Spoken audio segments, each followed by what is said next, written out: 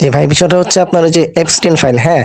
তো এইটা বের হওয়ার পর থেকে আপনার মুমিনরা বা মোল্লারা বলতেছে কি, দেখো তোমরা যে পশ্চিমাদেরকে এত ফলো করো, তাদের যে সভ্যতা দেখো, তাদের ওয়েট সভ্যতার ওয়েট ওয়েট নমুনা। ওয়েট তো ওয়েট ভাই ওয়েট ওয়েট পশ্চিমাদেরকে কে ফলো করে ভাই? মানে মানে আমরা যেটা ফলো বলতে ওই আর করি, কি, যারা নাস্তিক বা যারা আমরা সেকুলার। আমরা যেটা ফলো করি সেটা হচ্ছে যুক্তি প্রমাণের উপর ভিত্তি করে, মানবাধিকারের উপর ভিত্তি করে যেন একটা সমাজ প্রতিষ্ঠিত হয় যেখানে প্রত্যেক মানুষের অধিকার, প্রত্যেক মানুষের মর্যাদা সমান থাকবে। সেটা যদি পশ্চিম করে তাহলে পশ্চিমকে আমরা করব, সেটা যদি পূর্ব করে তাহলে পূর্বকে আমরা সেটা বলবো যে পূর্ব এটা করতেছে। সেটা যদি উত্তর, দক্ষিণ, পূর্ব, পশ্চিম যেই করুক না কেন, যদি আমার সেই পলিসিটা ফলো করে, সেই পলিসিগুলো হচ্ছে মানবাধিকার, আর সেই পলিসিগুলো হচ্ছে প্রত্যেক মানুষের মানবিক মর্যাদা, প্রত্যেক মানুষ যে সমান, সেই জিনিসগুলো যদি ফলো করে, তাহলে সেটা পূর্ব করুক, পশ্চিম করুক, উত্তর করুক, দক্ষিণ করুক, কোন সাইড কোন দিক করতেছে সেটা তো আমাদের কাছে কোনো মুখ্য বিষয় না ভাই। পশ্চিমে করতেছে না, পূর্বে করতেছে না, উত্তরে করতেছে না, দক্ষিণে করতেছে, সেটা তো আমাদের কাছে গুরুত্বপূর্ণ বিষয় না। আমাদের কাছে গুরুত্বপূর্ণ বিষয় হচ্ছে যে পলিসিগুলা, যে পলিসিতে প্রত্যেক মানুষের মানবিক মর্যাদাটা সমুন্নত থাকবে, সমান অধিকারটা প্রতিষ্ঠিত হবে, মানবাধিকার প্রতিষ্ঠিত হবে, সেটা যারা ফলো করবে। এখন পশ্চিম যদি এটা করে তাহলে আমরা বলবো হ্যাঁ পশ্চিম এটা করতেছে, আর যদি পশ্চিম এটা না করে তখন আমরা বলবো ভাই এমন তো না যে কেউ আমাদের মধ্যে কেউ এখন এই মনে করেন পশ্চিমাদের এই কাজে সাফাই গাওয়া শুরু করতেছে। আপনি কি দেখছেন নাস্তিকদের ভিতরে কেউ এখন, আপনার কি মনে হয় যে নাস্তিকরা এখন এটারে সাফাই গাবে? না, যেহেতু আমাকে পশ্চিমে করছে সেহেতু আমরা এখন তো এটারে খারাপ বলতে পারতেছি না, এটারে তেনা তোনা পেঁচাইয়া, যেটা হচ্ছে কি পেডো নবী মোহাম্মদের বেলায় তারা যেটা করে, যুদ্ধবন্দী নারী ধর্ষণের বেলায় তারা যেটা করে, তেনা তোনা পেঁচাইয়া ওইটারে ভালো হিসেবে প্রমাণ করার চেষ্টা করে। কোনোভাবে তেনা তোনা পেঁচাইয়া মানে হাদিস টাদিসে শব্দ টব্দ চেঞ্জ টেঞ্জ কইরা কোনো না কোনো ভাবে চিপা চাপা দিয়ে ঘাইটা ঘুইটা এটা ভালো প্রমাণ করে দিব, তাই না? আমাদের নবী যেহেতু করছে সেহেতু এটা তো খারাপ হইতেই পারে না। আমাদের নবী যেহেতু বাচ্চা মেয়ে বিয়ে করে বাচ্চা মেয়ে সঙ্গম করছে, এটা তো খারাপ হইতেই পারে না। তাহলে বাচ্চা মেয়ে বিয়ে করাটাই আইনগত ভাবে বৈধতা দাও। ভাই আমরা তো এই ধরনের কাজ করব বলে, কোন নাস্তিক এই ধরনের কাজ করবে বলে তো আমার অন্তত মনে হইতেছে না। আমরা যদি কোনো একজন কোনো একটা রাষ্ট্রে এই ধরনের ঘটনা দেখি, আমরা সোচ্চার ভাবে খারাপটাকে খারাপই বলবো।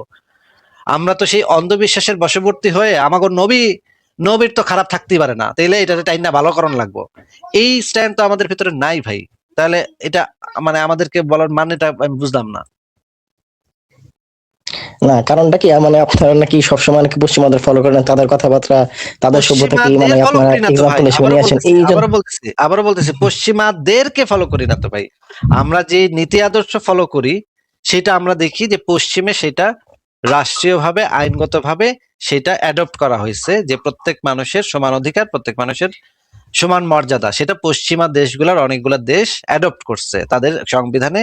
সেই জিনিসটা বাক স্বাধীনতা, তারপরে মানুষের অধিকার, প্রত্যেক মানুষ নারী পুরুষ নির্বিশেষে প্রত্যেকের সমান অধিকার থাকবে, এই জিনিসগুলো পশ্চিমা অ্যাডপ্ট করছে। তাহলে তো আমরা সেটা বলতেছি। এখন যদি পশ্চিমের আইন এবং বিচার ব্যবস্থা যদি সেরকম হয় তাহলে তো আমরা সেটাকে ভালো বলবো। আমাদের তো একটা স্ট্যান্ডার্ড আছে।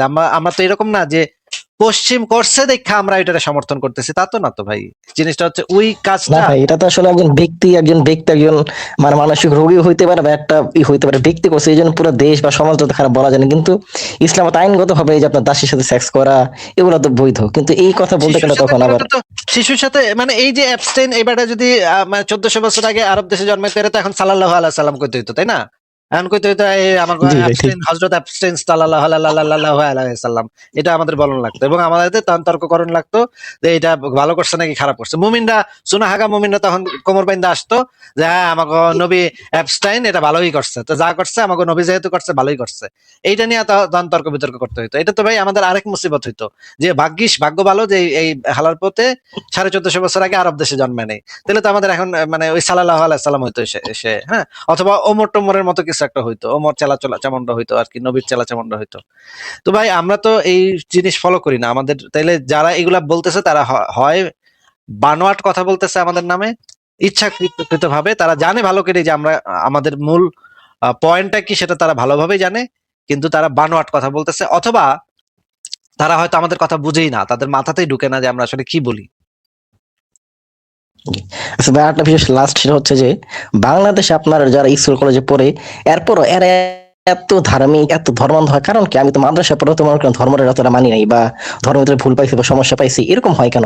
এই যে ঢাকা বিশ্ববিদ্যালয় বলেন, বুয়েট বলেন, এখানে মনে হয় মাদ্রাসা আসছে এরকম, মানে জেনারেল শিক্ষিত হয়েও কেউ মাথায় কিছু নাই, কারণ এরকম হয় কেন?